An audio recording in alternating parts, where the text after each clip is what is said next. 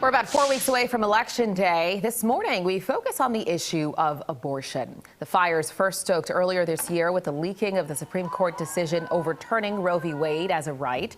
That was a draft then. And then again, when the formal decision came out, including a supporting opinion calling into question other rights.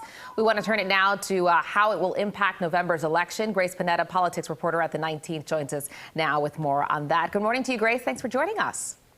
Good morning. Thank you for having me. So we've seen polling on a number of issues. Where does abortion fall in that list?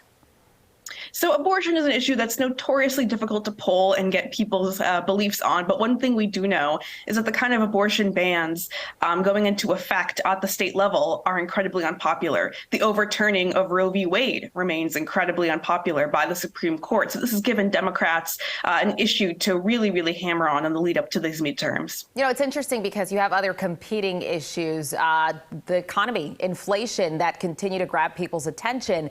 Has it shifted? I know you talked about things happening at the state level since the Supreme Court's decision came out, but has it shifted somewhat, abortion in that list, given the other things that have gone on? Oh, absolutely. Abortion is a huge issue that it was not before the Supreme Court decision overturning Roe v. Wade. It is a major issue out on the campaign trail and something that Democrats are leaning really hard into and some Republicans are trying to avoid. And that's what makes this such an unusual year, is usually in a midterm election, it's the party in power that's on the defense. But the party out of power getting this huge victory in the overturning of Roe has really changed up the game and put it at the forefront. Do you think it's a smart strategy for Democrats to focus in on abortion? Mostly, I would say almost solely. If you look at the ads even locally, you see a lot of rape survivors speaking out, OBGYNs also speaking out. Do you think it's a smart strategy, given the economy is also still a concern? Yeah, I mean, absolutely. I think Democrats really have an opening, given that there is no unified Republican position on this issue. There are some, like Senator Lindsey Graham, who want to go further in banning abortion. There are other Republicans who just don't want to talk about it. So because they have no unified message, it's a good opening for Democrats to just hammer Republicans across the board as extreme and out of touch. But as you mentioned, they can't just run solely on abortion. Obviously, the economy, inflation are still major issues, and Democrats, their challenge is to sort of translate the legislative wins under President Joe Biden, translate those to voters and convince them, say, hey, look, we did all this. You should still vote for us and trust us with the economy. Given that, as you mentioned, Republicans are kind of keeping away from abortion in their ads, what have you found to be their main message here leading up to the midterms?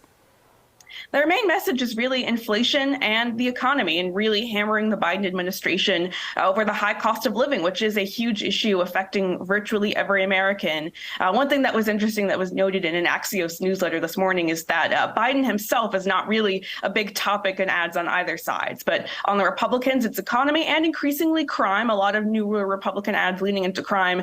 And on the Democratic side, it's really a lot about abortion. And which races in particular do you see abortion being the deciding factor?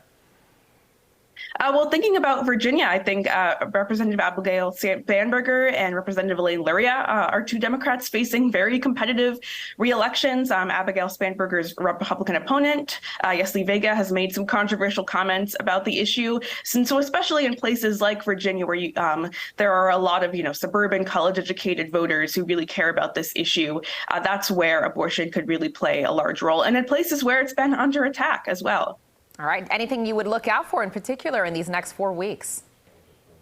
Yeah, I would say I think how Democrats in places where the economy has been really hammered hard is one thing to look out for. An example of that is Nevada, which their economy is very tourism, hospitality basis. It's really been hammered by the COVID pandemic and the residual after effects. And that's something that the incumbent Senator Catherine Cortez Masto has had to deal with on the campaign trail. Yeah. And so that's an interesting one to look at. Yeah, it's always interesting in politics, but I'd say even more so this year with folks passionate about issues on either side. Grace Panetta, politics reporter at the 19th. Thanks for joining us this morning and for your insight.